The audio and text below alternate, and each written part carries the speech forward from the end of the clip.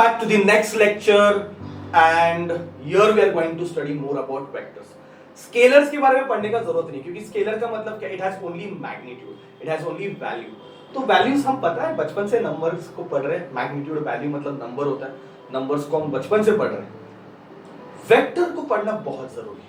तो now the first important thing what I have to understand, what how you are going to represent vector. Representation of vector. Vector को कैसे represent करते हो? तो बच्चों vector से हम एरो से रिप्रेजेंट करते हैं. वेक्टर को ना हम एरो से रिप्रेजेंट करते हैं. We represent vector by arrow. तो एरो के दो चीजें होती है. एक तो होता है एरो का लेंथ, है ना, लेंथ ऑफ एरो, और एक होता है एरो हेड.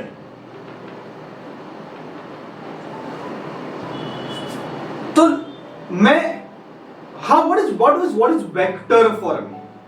वेक्टर मतलब विच हैज मैग्नीट्यूड, बराबर है. और वेक्टर मतलब क्या? Which has direction. मतलब वेक्टर को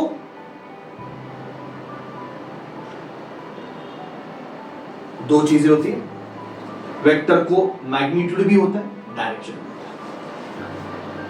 तो ये जो एरो का लेंथ है ना बच्चों, ठीक है, एकदम अच्छे से याद रखो, ये जो एरो का लेंथ है, दैट एरो का length gives idea of magnitude. वो मुझे मैग्नीट्यूड के बारे में बताता है.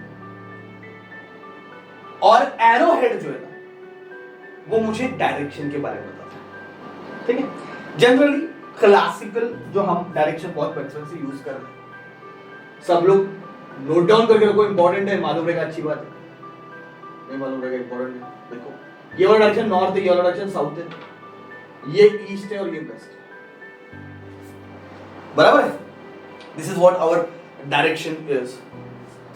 तो लुकिंग एट दिस वेक्टर, आप बोलोगे कि भाई ये वेक्टर जो है वो ईस्ट की तरफ डायरेक्टेड है. ये वेक्टर जो है वो ईस्ट की तरफ डायरेक्टेड है. आपको कैसे पता चला? आपने देखा एरो हेड ईस्ट की तरफ है, तो मैं बोलूंगा इस वेक्टर का डायरेक्शन कहां पे? ईस्ट की तरफ है. बात समझ में आ रहा है? सिंपल है. ये ब्लॉक है बच्चों,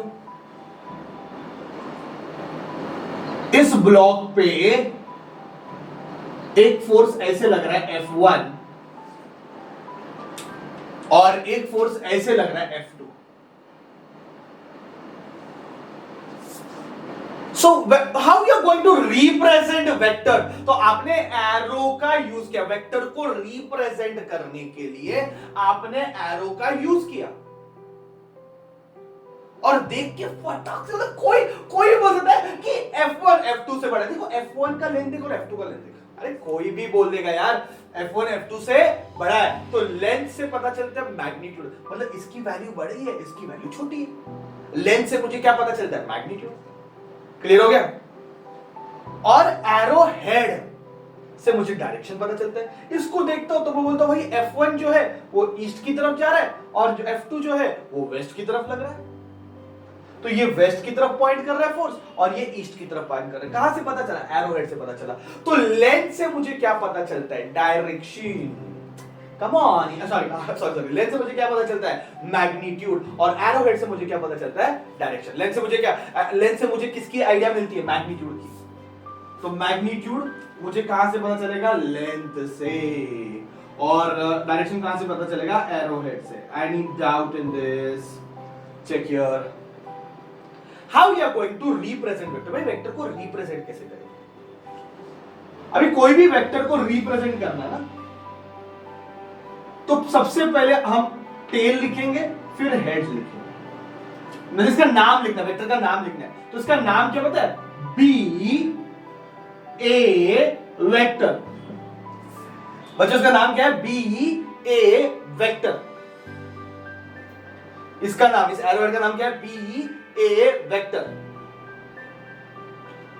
अगर गलती से मैंने ए भी वेक्टर लिख दिया ना, रॉन्ग हो गया. Wrong, not loud. कंपल्सरी आपको पहले टेल लिखना है, फिर हेड लिखना है और ऊपर वेक्टर का साइन. तो इसका नाम क्या है? B A vector.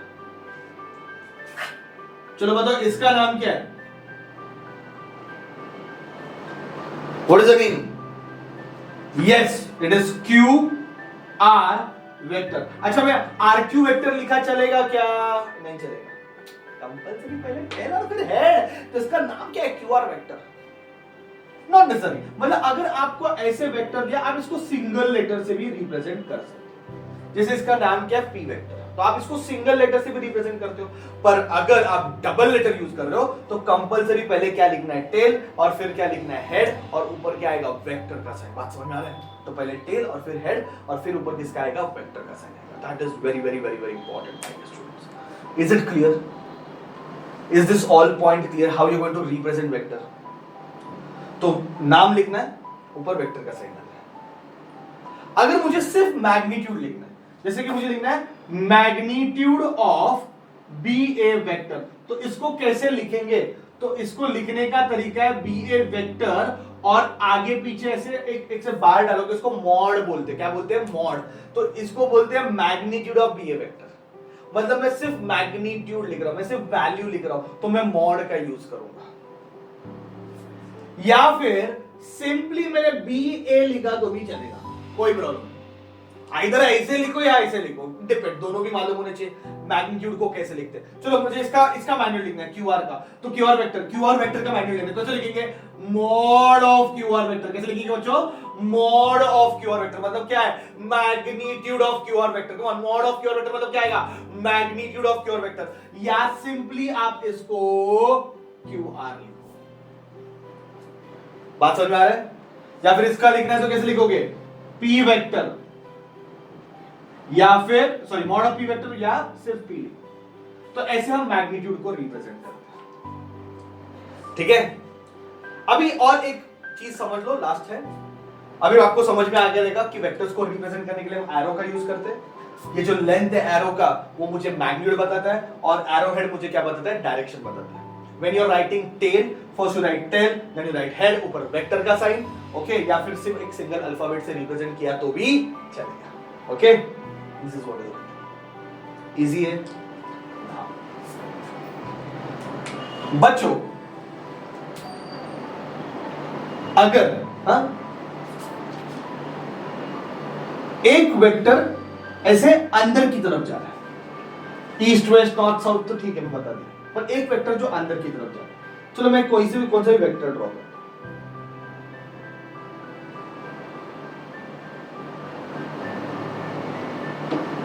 एक वेक्टर ड्रॉ कर रहा हूं मैं।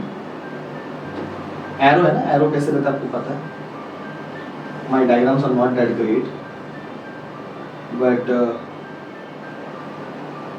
You can feel it to some extent. ठीक है, तो ये ऐसे एरो है। ठीक है, ये एक एरो है,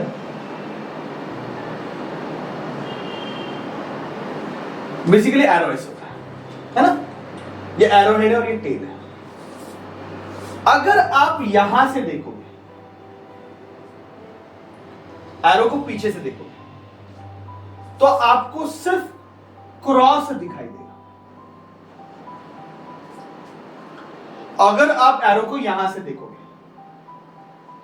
आगे से, तो आपको सिर्फ डॉट दिखाई देगा।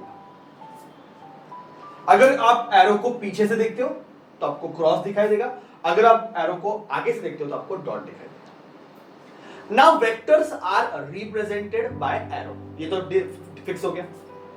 तो अगर कोई वेक्टर साउथ की तरफ है तो आप इसको ऐसे ड्रॉ कर लोगे, अगर कोई वेक्टर वेस्ट की तरफ है इधर ड्रॉ करोगे, साउथ वेस्ट की तरफ है इधर ड्रॉ करोगे, तो आप वेक्टर्स को फटाक से ड्रॉ कर सकते हैं एरो को।